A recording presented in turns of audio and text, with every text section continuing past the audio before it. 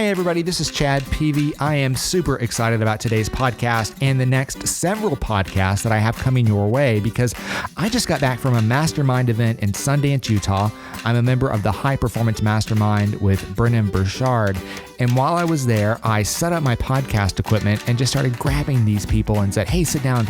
Tell my listeners your story and about the work that you're doing. And I was able to get some incredible interviews, and I cannot wait to share those with you.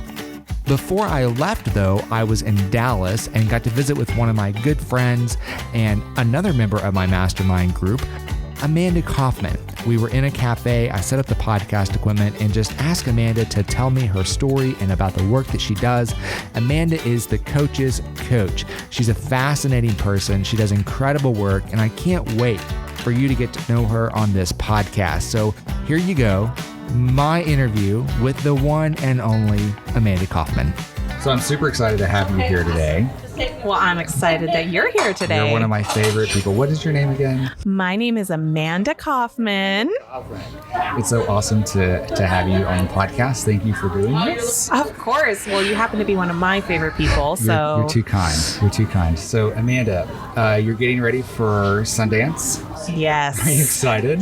I am crazy excited about everything about next week. Tell the people what next week is going to be. So we're going to get to hang out together a lot because we're going to a high performance mastermind, which just kind of sounds a little pretentious, honestly, but It does a little bit. If the shoe fits. But if the shoe fits, like, wear it, right? Yeah. But it's going to be in Utah. I've never been to Utah before, so that's going to be exciting. It's up in Sundance. And Which in itself is a little snooty, right? I mean, it just sounds like I've been telling people for the last couple of weeks, where are you going to Sundance? Well, I'm going and to Sundance. I'm a little worried because, like, if they have a gate and they check, I'm not sure if I'll, like, if I'm not there, you'll know they didn't let me in. Okay. But yeah, seriously, I'm keen on learning. I'm keen on connecting. Like, I love getting out of the regular day and getting to kind of do my thing in a different way, you know? Yeah, and be around some good people. Exactly. That are in the same space, and that's always so well, that's refreshing. how we met, right? We met because we chose to join masterminds, and then, you know. Yeah. It's not just the event, though. You got to talk outside of it. It's true. It's true. We are, speaking of being outside, we're here in, where are we? We are in Southlake, Texas. Yes. We're at the Another Broken Egg. Yes. Recording. We just finished breakfast. Amanda had some amazing looking, what were they? Some sort of pancake. They were carrot cake pancake stack. So I had dessert for breakfast. That's wonderful. It was so good. I don't think my trainer is listening to this. Sorry, Casey. It's okay. You should eat something, Casey. Yes. Live a little. Live a little. All right. So tell the kids at home what your specialty is. Well, these days I am an awesome coach. All right. Well, that prompts me. I'm a terrible interviewer. So let's back up. What were you doing before you were doing this? So like what got you here? What got me here? And then we'll tell them where here is. Okay. So I guess rewinding the whole tape, I was born and raised in Inuvik, Northwest Territories in Canada. Oh, never met a Canadian I didn't like, by the way. That's because we have a national policy of niceness. Yeah. That's great. We're very, very nice. We should adopt that here. It would be good. There's lots of nice people. You're nice. Yeah, you're nice. Okay. Yeah. And then went to college. I left the Arctic. There's not really any colleges north of the Arctic Circle. So, well, that's actually not explicitly true. They didn't have the engineering program I wanted to do. Okay. So moved there, and then I realized that a lifetime of designing distillation columns and refineries didn't really suit me. Mm-hmm. And I had an opportunity to become a consultant. So I worked for a really big consulting firm for 10 years, and I became a global expert on procurement operating models. What does that mean in English? I helped big companies and governments go shopping. Okay. How to buy stuff from suppliers, how to do that. You know, people kind of understand that in finance and accounting, they do the budgeting, right? They say, here's how much money you get to spend department. Procurement's all about, okay, you got that money. What can we get for it? Mm-hmm. Okay. Yeah. So you helped them do that Yes. for 10 years. Yes. And then you quit. I did. I became an entrepreneur. So I actually, you asked me earlier who my audience was. This is something that I know people that listen to this podcast will be interested in. You took a giant leap and left the security of a stable job. Yes. And didn't just go find another stable job. You bet the house on yourself. I did. Where did the courage come from and the audacity to do such a thing? Well, it was, I think ignorance is bliss sometimes. Yeah. I can't think of an office worker who doesn't fantasize about doing their own thing. I really don't. And if you're the exception, maybe just leave a review and correct me. But a 5-star review with a correction will do fine. Yes, yeah. A 5-star review, obviously. Obviously. You said something to me like a year ago where you were talking about productivity and, you get to know me a little bit and you get to see like she has so many little hacks and things that she does to be more productive. Like that is crazy what she does. And you said to me, well, the master was once a disaster, and you totally pegged me because I used to be a workaholic. I used to work over 100-hour work weeks. Wow.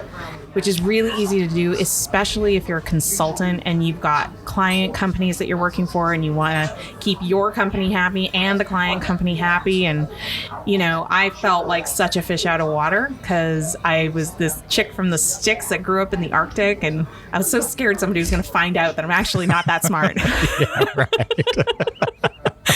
So I compensated by being like hyper available and, really on my inbox. And, I'd work overnight. I'd work 30-hour days. That's sometimes, insane. Which is completely insane.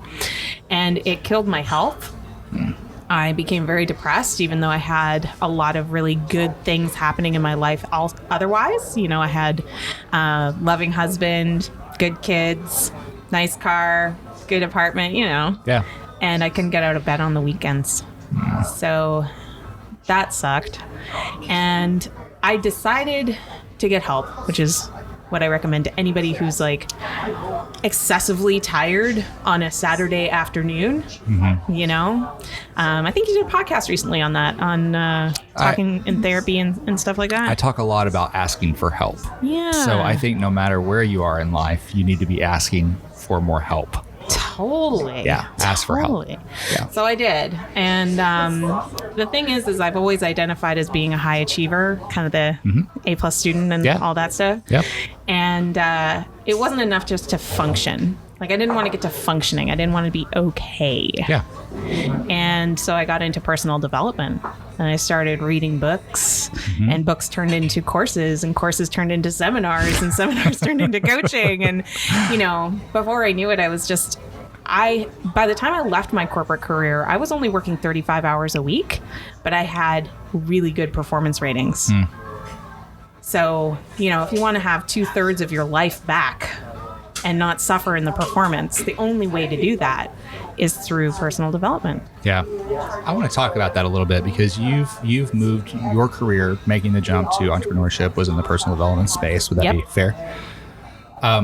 We both pay a lot of money for a mastermind where we just go and get ideas, right? Right. I pay a therapist, to go twice a week just to get perspective. And I pay a coach and you pay a coach and you get paid, right? So I value all that very, very much.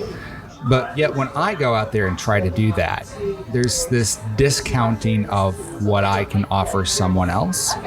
How did you get to a place in your business, in your life, where you're like, I value it and I should be valued for what I'm offering as well? Oh, that's such a good question. And by the way, when we, I just sent Amanda a messenger and I was like, hey, you want to be on a podcast? She's like, let's go to breakfast. And so there wasn't a lot of prep for this. So if you don't want to answer anything, I can always edit it out, but it's going to be so much more fun if you just I'll just suck it up and answer. When did you get the bravery to be like, hey, I'm worth what I'm asking, pay it? That's such a really great question because, even if you're working, I have nothing against working for an employer, or anything like that. It's just, I'm very creative and I wanted to be able to call my own shots. And that was really important to me because I had been kind of that A+ student according to every other structure. And I was like, no more structure. Yeah. I want to just do my thing. And also, in my corporate life as a woman that was moving up the ranks, there was so much like, you really can't be present for your kids if you're going to be in this career. And you really can't be happy in your relationships if you're in this career. And you really can't work on your health if you're in this career. And I just thought that was crap. Yeah. I was like, what is the actual point of working so hard to get to this point of a career and not have any life left? Even though that is exactly what you were experiencing, it sounds like. I made it happen, right? Like I had babies and got on airplanes and had a happy, still have a very happy relationship that gets happier every day, right? He's sitting right next to us. So I was like, yeah. I'm kidding. Perfect. It's perfect, and he's amazing. He is perfect and amazing for the record. But it almost became like this rebellious mission to have kids and travel for my job because everybody said you couldn't. Yeah. And I was like, then what's the point? Yes, I can. Yeah. What's the point of that? Yes, you can. And then other people saw me doing that. And then they were like, well, how are you doing this? And so I'd give them little tidbits on how to manage their calendar, how to hire help, like having an au pair to help with your kids or a nanny. And like how to deal with the thoughts process. Because there's so much guilt that this society gives us about like, aren't you going to raise your kids? And don't you care about their well-being? And like, don't you want to be involved? And it's like, yes, you can do that. And you can have help. Yeah. You don't get brownie points for being really excellent at vacuuming your house 6 times a day. Right. Yeah. So anyway, all that to say, like, that's kind of my belief system. That's where I'm coming from, right? So it wasn't a big leap for me to start kind of coaching almost on the sly at work because I was helping people change how they were doing things at work and trying to help them show up at a new level. And I realized one day, I was like, man, we can give you the best instruction manual, the best processes, the best computer software. We can give you the best of the best. But if your head is not in the game for change, you're going to reject it. And all that hard work is going to be for nothing. And I found that when I had personal conversations with people that were private, confidential, helping them decide how they wanted to show up, they were able to embrace change and they were able to do that more. So I was like, oh, this is amazing. So it was like a superpower as a consultant to be able to have a human to human conversation that was goal oriented, that was moving them forward, forwarding the action. And then a little while later, I found out, that's coaching. And I was like, oh, big light bulb. I was like, people do this? Yeah. And people do this for a living. So as soon as I realized that, I was like, okay, how do I do this? How do I get out there? Yeah. So I kind of deviated from your question about like... No, I think you answered it. The value part. Well, I think you got there. Somehow. I'm satisfied. Good. Well, my first sale, by the way, as a personal coach, it was $10 an hour. Yeah? Yeah. $10 an hour. So I'm pretty sure therapist charges a little more than that, right? A lot more than that. And it's 50 minutes. It's not even an hour. It's not even an hour. I know. Man, yeah. So I sold it to my best friend for $80. She bought 8 sessions. We didn't have one of them. It was more of a charity thing. It was like, good for you for going into business. You're so cute. Exactly. Yeah, but you eventually got over that, and you've built this phenomenal business now, and you're doing all sorts of things. Like we were just talking over brunch, we were talking about all the amazing things that you're doing and figuring out, and still figuring out, and trial and error. And do you want to share like any of the things that are super exciting to you right now? Oh my gosh. With building your business? Yeah, so I've actually been at it for 2.5 years now. More than that. 2 3/4. And I've expanded from doing private coaching. So, yes, I charge a lot more than $10 an hour now. Yeah. I got very clear. So Stephen Covey, personal development 101, always start with the end in mind. So as soon as I made that sale, I was like, yeah, I need to replace like a lot more than that per year. Yeah. So I backed into what my rates had to be in order to replace my corporate income. Yep. And then I said, well, okay, that's a terrifying price tag. That's the price of a car. How do I build to the value to deliver that? And how do I sell that? And how do I connect people with that? And I figured all of that out. And I love private coaching because I find people have so much more power than they think they do to change their situation and change their circumstances dramatically and usually really quickly. Yeah. And I just love being a part of that process with them to just help them do that. But here's the downside of one-on-one private coaching is you can only have so many clients at a time. And I discovered about a year and a bit into my journey that a lot of coaches really struggled with the business of coaching. They were good with the facilitation of coaching, that process for others, but they weren't sure how to price their stuff. They weren't sure how to package it, how to go about doing the marketing and all of that good jazz. And I figured that out. And so I started working one-on-one with some coaches. And then there were more people that were like, how are you doing that? And I'm like, okay, this is evolving. Yeah. So now we've got a high-level group program. It's like a hybrid program. There's an online study component to it and group coaching.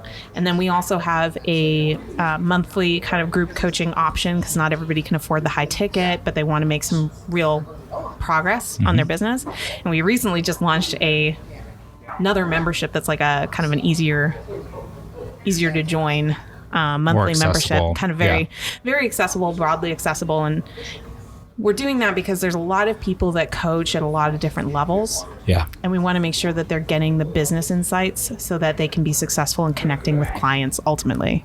And where do they find the people that would be interested in checking that out? Where would they go to find that? You can check out amandakaufman.net. Okay. Yep. And spell your last name for them. Sure. It's Kaufman. And I'll put that in the program notes for everybody. Yeah, it's just one of everything. Don't give me extra F's or N's. Okay, sounds good. I'm fascinated by all the group coaching stuff, particularly. How do you? When I talk to other coaches, what I hear them talk about a lot is I do my group coaching sessions, and when you dig down into what that really is, they're really doing group training. They're not really doing group coaching. How do you navigate that, or do you see it all as the same?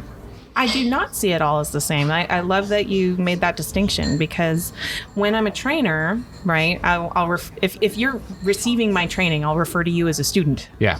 Right? And if you're receiving my coaching, then you're a client. And, we have different hats sometimes, and I'll even make the distinction of mentor. Right. So sometimes I'm mentoring you and I'm saying, this is what I did in my past versus like I'm teaching you, here's how you set up this email structure or whatever. So when I do group coaching, my particular style is I do start with some training at the beginning just to kind of get people settled in and understanding the concept and kind of getting their head in the space. Yeah. And then what I do is I ask my clients to bring a journal and I ask them open-ended, empowering questions, and then I shut up. And I tell them, just journal on that for a sec. So they're self-coaching. Everybody's got their own journey. Yep. And then I invite them to come off the mic. So I like doing smaller group for this reason. But I'll invite a few people to share some of the insights that they have or something that came up. And I might do some laser coaching with them, which is basically with their permission, can I ask you some more questions about that? Sure. More open-ended, empowering questions, and they're discovering their best path forward based on the original seed question. Nice. Yeah. So that's how I do it. I love that. Yeah. Yeah. I like that you have a process for it, and it sounds like you've thought about it. Yeah, I like that a lot. I like that you're so thoughtful, Amanda Kaufman. Well, thank you. I love systems and process. It really helps me bring my best. I wanted to ask you about that, actually. You mentioned all the packages and all the different products that you offer, and how did you learn how to do all of that? Oh my goodness. Because I can't imagine you just started, and I can't imagine you picked all that up from the consulting world, so you had to get it somewhere. Yeah, that's a great question. I have invested a unholy amount of money. Welcome to personal development, by the way. Personal development. You're the best investment you'll ever make. That's right. I have never paid for any personal development. I've only invested. So I am a better student than I ever was in my early 20s. Yeah. You know, I'm constantly reading and consuming content, and I've gotten a lot more specific. I love marketing. Mm-hmm. Like at first it was a necessity. I have to do it.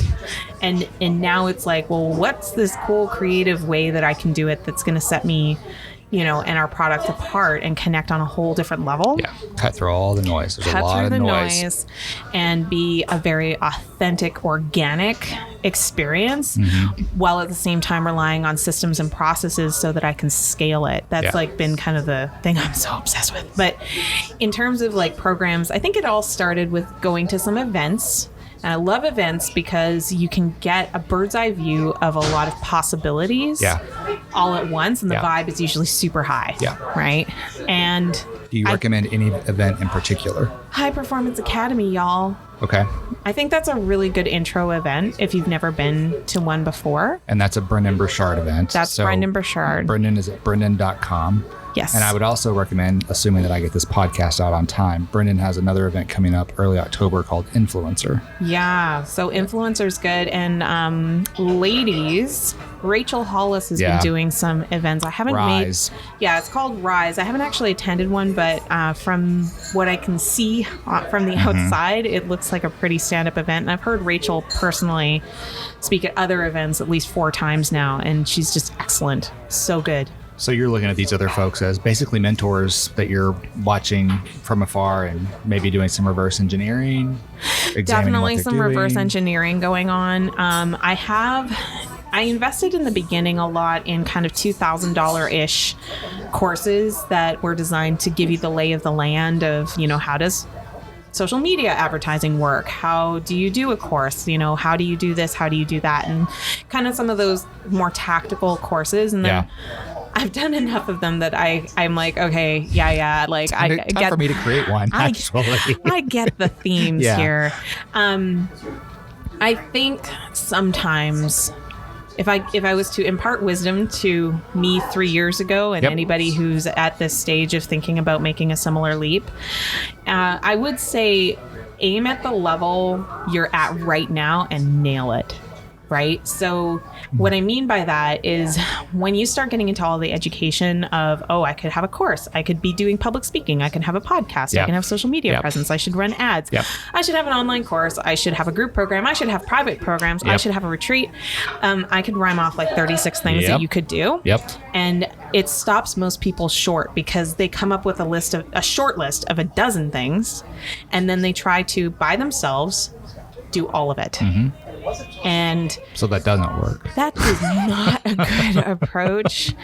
And I think some of it, and this is speaking from personal experience as well as observation, but I think a lot of it comes from a place of ego. Like we want to show up really well. Yeah. And so we're not comfortable going and doing one janky speech because we don't have our book published yet. Yeah. And we're not. That's me. Whoa. I didn't mean to like coach on the air here. Back off, lady. Okay. I'm backing off. Stepping off. You've done things. I'm doing the best I can. You're doing the best you can. But yeah. I completely get that. Where it's like, you know, I don't want to go talk to the Rotary Club. You would have so much to say. I'm sure it would be lovely, but you know, it's hard. And you know what else I think? Going back to one of the earlier questions that I'd ask you about making a transition. Once you've already experienced a little bit of success, the fear of jumping into something else and starting on box 1, step 1, FML. Like, that's terrifying. You got to swallow some big pride. Okay, so I was like, somebody might argue with this, but I'm just going to say I was like number 2 in procurement operating model strategy for one of the world's biggest consulting firms. Yeah. And I said it in a very deep voice because it's very important that I did that. Of course it is. Yes, very important indeed. Outside in the real world as an entrepreneur, nobody really knows or cares what I did before. Much less that you were number 2. Much less that I was number 2 in line, right? So I think one of the things that's really helped me personally in my journey is somewhere along the way, I built a willingness to be absolutely terrible at first. And a willingness to kind of stumble in the mud and stand up and try again and try again and try again. So this entrepreneurial journey for me, like I said, started about 2.5 years ago. And that's when I started like going to the events and joining masterminds and things like that. And there's people that started at the same time as me that had more money than I did, that had more. So I was so indoctrinated into my old company that I really just had no friends outside of that company. And I didn't really want to market to people that worked at that company. So I didn't really have a lot of friends that understood what the heck I was doing. Yeah. And which is why I joined the mastermind. Yep. And I just kind of look at that. I was like, there's so many things that I did not have, but I've managed to retire my husband, not go back to corporate. I joked earlier, at breakfast, is like, hey, we're not out of business yet. So the struggle can sometimes still be real. But when I kind of get a little into that comparison mode, the one thing that I can see is a bit of a difference is every day I take that step forward on something. And I've made kind of this short list of, Amanda, you're going to do these things this month. And it's happening even if it's not perfect, even if it's not even good. This month you will be doing things. So, and then every month, once I start getting more comfortable with a skill or a process or something that helps an expert business along, then I add something new. So I'm trying something new every month, but I'm also not putting down what I did last month. Yeah, I think that's really important, right? Yeah. So, especially for people that are creative. And I know that you're creative and you're very capable. Once you get in the rhythm of like, oh, this is new, it's so easy to forget like the 20,000 other things that you've been creating for the last 2 years that are sitting on the shelf, basically. And I would say, like, I love to contemplate. Tell me if you do this too, right? I love to contemplate. I'm like, I'm happy with some of the things that I've done, but like, how could I have done that 10 times faster? Yeah. I do that. Yeah. I think about that, right? And it, like, if there was one thing that I could have done 10 times faster, I think it would have been learning earlier that, like, hey, when you start the newsletter, that's a forever commitment. Yeah. Every Thursday, I curse the Thursdays. Right. And it's like, so how do you get better at that? And I realized I was like, oh, I need to batch them. Right. Yeah. And then I need to do bigger batches.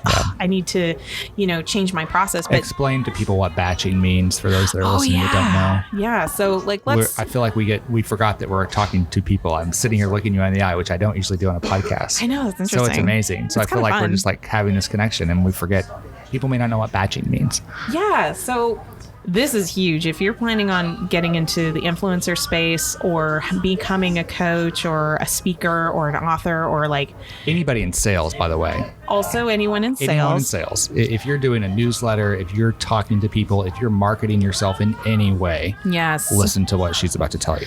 So consistency is the absolute bedrock of a relationship. My husband and I do date night every Friday, and it's like religious, There's that consistency to the relationship, and we invest every single week in being together. The same thing's true with your customers and your prospects and your leads and like strangers that see you on the street. We actually, in our business, we do a daily show. We've done it every single day, Monday through Friday. Yeah, bless your heart. Since January. I don't know how you do it.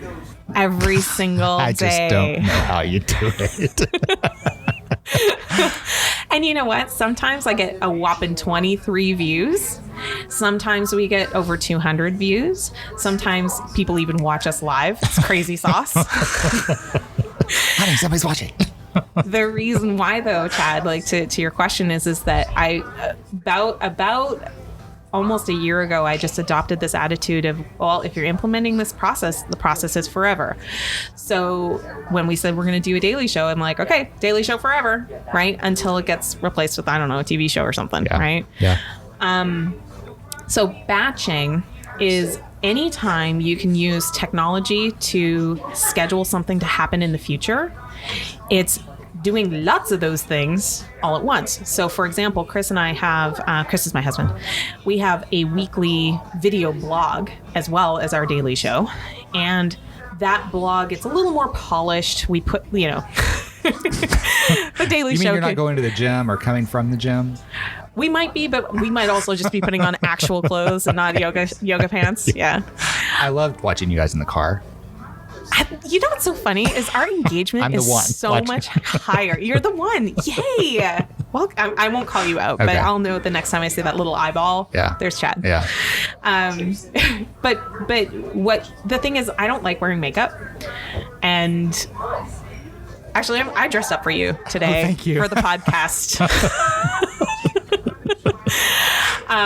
But it's kind of the same thing with a blog. Like, I would hate having to get all gussied up for our slightly higher production value blog every Thursday. Right. So what we do instead is we plan ahead and we say, okay, these blogs are going to come out in October. So we're going to shoot all 4 or 5 of the October blogs all at the same time. Yep.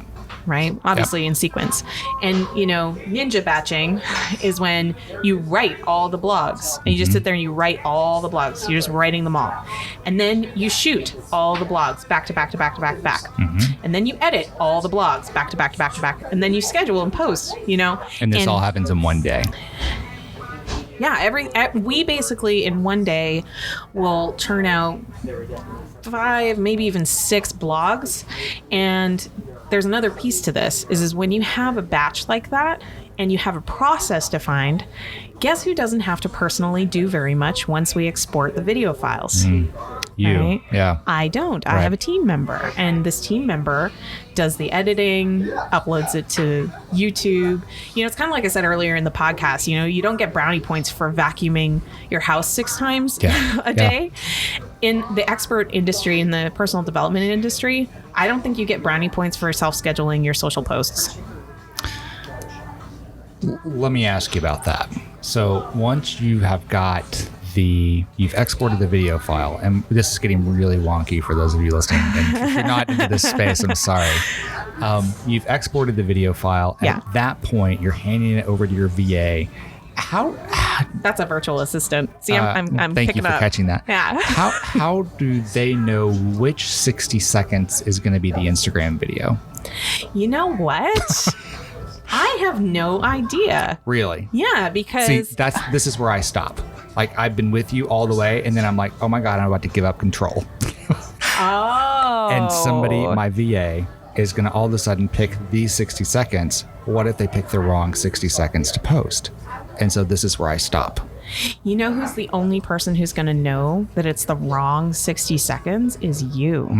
Okay. Right? So here's how I handled that, right? Yeah. Because, I've got team members that are not in this country. Right. They're overseas, and English is their 3rd or 4th language. Right. So if they pick the 1 minute and I'm like,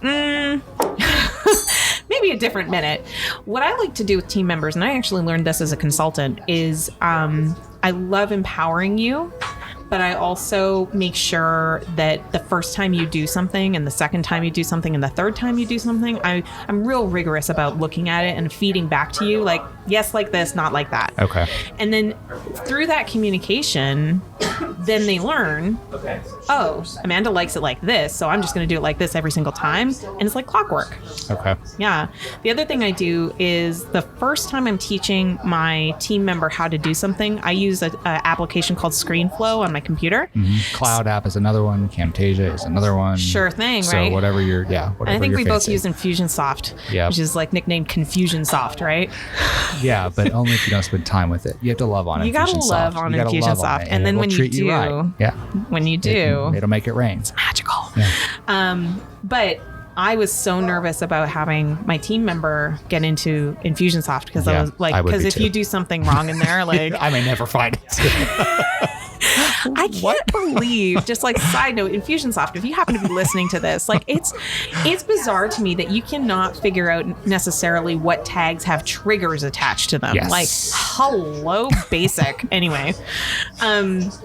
So what I'll do is I'll turn on ScreenFlow. I think you can actually. Oh, shit. You know what? You're going to have to show me. I'll show you. You'll have to show me because like it's kind of maybe got me in trouble once or twice.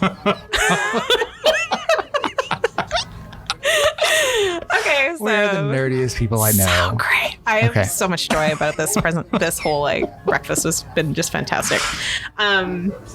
So, but what I'll do is, I'll show my extreme wisdom and complete comprehension of the tool that I'm teaching in a video, and then I'll send it to my virtual assistant so that he can just replicate it. He does exactly. And when he doesn't do it exactly, which also sometimes happens, what I'll do is I will turn on ScreenFlow and I will actually walk through and verbalize, here's where this went wrong. Yeah. Okay. Right. And so then what happens? So I've exported my video. I've got the 60 seconds that I need to post. What else is happening with that, and how does that get to the people? Oh, great question. So for those that are like new to all of this, video is like the most powerful modality. So yes, you could just stick with a podcast if you're afraid of being in front of a camera. But the thing is with video is you can get the words, you can get the audio, you can get the visual.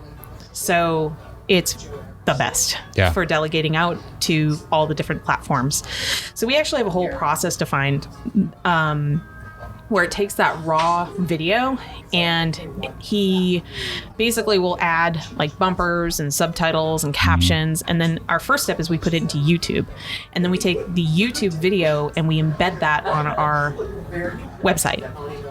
So step one is when we announce the blog, we also have an email written to go out with the blog saying to our list, like, hey, new blog is up. Come check it out. And we usually have some more enticing copy than that, but that's basically the gist. And then what he'll do after that is he'll do snippets of the blog. He'll do like WAV files, like WAVVE to do the audio, and he'll audio split the presentation into our podcast where we have different bumpers set up. So I don't have the really amazing equipment that you have. What we do is we just shoot the blog, and you guys, janky equipment, like low budget production. There may be an 8-track involved. Not going to confirm or deny. But magnetic tape, yes.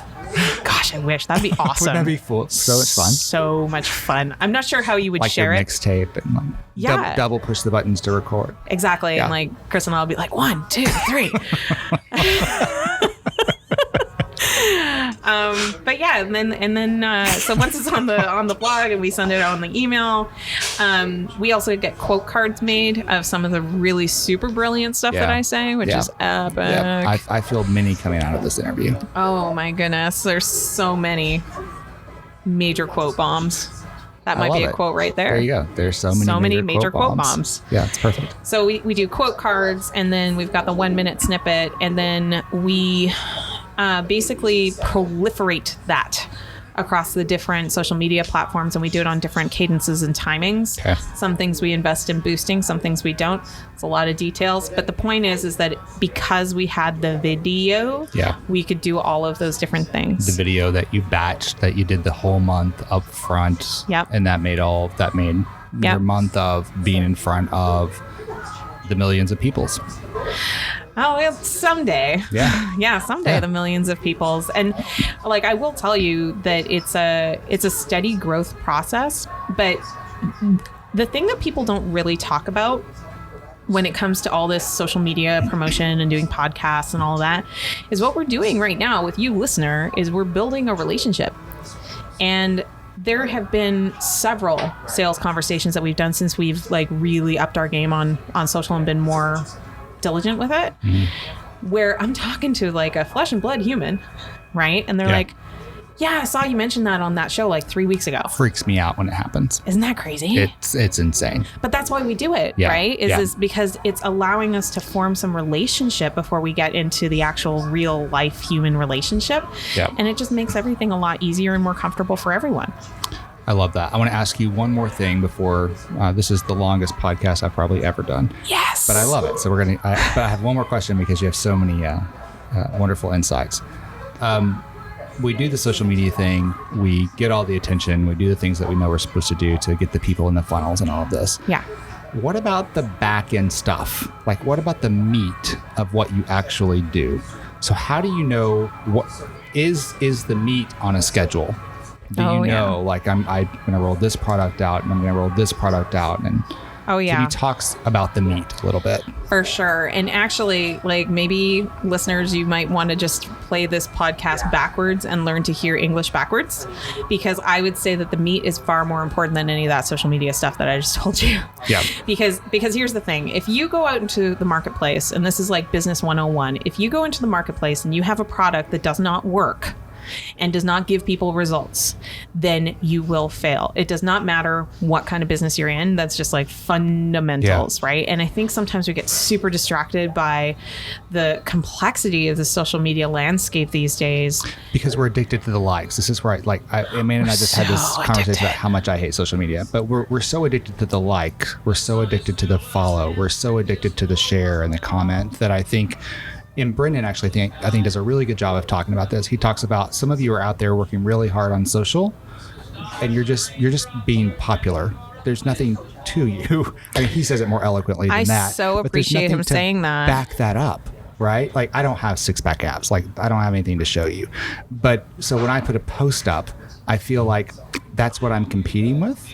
But in the back of my mind, I know that I'm not, because I've got the meat.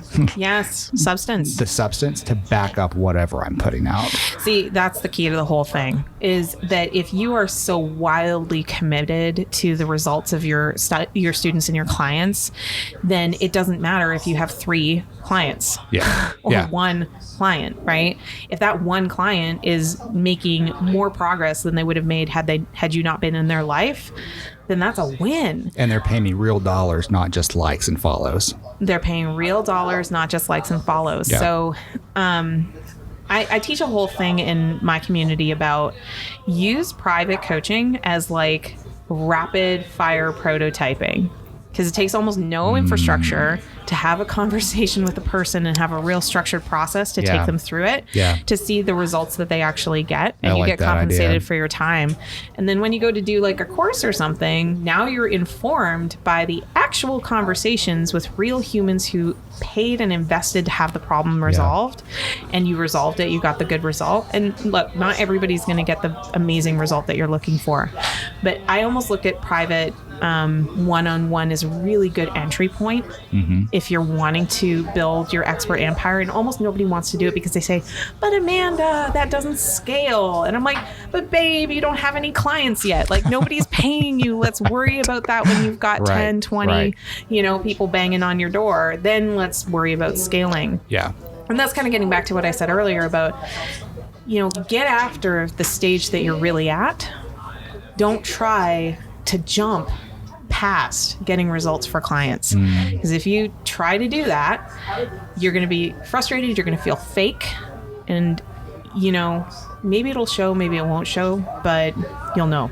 Yeah, I put myself through this exercise last weekend. Actually, I was struggling just with the book and all the things that I've got going on, and one of the questions I had to just get back to was, what is the outcome I can deliver? Yep. What is the outcome that I can deliver? And then to whom am I going to deliver the outcome? And it was very, very third grader, I was at the WeWork office, and they have this whole wall of whiteboard, and I love it. And I was just, I charted out the what, who, what, when, where, why, and how. Right. But not in that order. Right. It started off with what outcome can I create for people? And then I just worked through those elementary who, what, when, where, why, and how. Yeah. It was super, super powerful. I work specifically a lot with coaches because I love coaches, man. Like, they're the most heart-centered, impact-focused people. Like, a really great coach will change your life. I believe everybody should have a coach. Yep, me too. And but I love working with them on like the business stuff, and the first thing is like, well, why are you doing this? And really, why? Like, for me, my why is, when I was depressed and a workaholic, I didn't know a coach. I didn't know anybody like a coach, and I had a vague awareness that I could seek a therapist, right? But it just kind of, there was all that stigma with it and all that kind of thing. And like, I really think about that. I'm like, if I had met a coach, and even if that coach recommended a therapist, before we started working together, I think about like that, if I got there 10 times faster. Yeah. You know what I mean? Yeah. Like how much of your life are you leaving on the field? I think about that like a lot. So when it comes to me helping a coach, I really think about, me 10 years ago meeting that coach because that coach figured out how to do some marketing. Yeah. And figured out how to have a conversation that didn't get them turfed out and feeling icky and all that kind of thing. But at the end of the day, it's about the client winning and getting results. And when I realized that no one buys coaching, actually, they want results. Yep. And if you can talk about results, anchor everything to results, and everything's about results, courses, coaching, masterminds, they're just modalities. Yeah. I love that. I read this article a few weeks ago. It was talking about how we don't have a problem getting expert advice like when the toilet's overflowing. Like calling the plumber, no questions asked. Right. If there's an electrical issue, call the electrician, no questions asked. Right. But when it comes to us, we hesitate, and many people never call the professional. That's so true. I feel like there's so much pressure to take care of everybody else, and we forget that we're part of everybody else. Yeah. So we need to take care of ourselves too. And like, that was one of the big things when I was still a consultant and I'm traveling 46 weeks a year and I've got babies at home and, juggling all the things, was the realization that if mama ain't all right, nobody can be all right. My clients can't be all right. My kids can't be all right. Like, nobody can be all right if I'm not okay. Yeah. And I can do so much more if I am so much more than okay. Yeah. For me, fine is a 4-letter word. That's the worst settled place to be because it's so easy to just slide into, I'm not okay anymore. Yeah. But if you're charged up and you're constantly investing in your growth and you're surrounding yourself by like growth-minded people, which is why I'm so excited about Utah. Right. Like, that's where you get to change the world, and you change yourself because you're really fully expressed and you get to really just attach yourself to the process and trust it and go, you know? I love it. You've been a wonderful guest. Yay. Thank you. This is the longest podcast I've ever done, so congratulations. Whoop, whoop. All right. I'm here with Amanda Kaufman. You can learn more about Amanda and her work at amandakaufman.net, and I will put a link to that in the show notes. So thanks so much for listening, and everybody go out and ask for help. Yes, do it. Do it. Thanks for listening. Bye.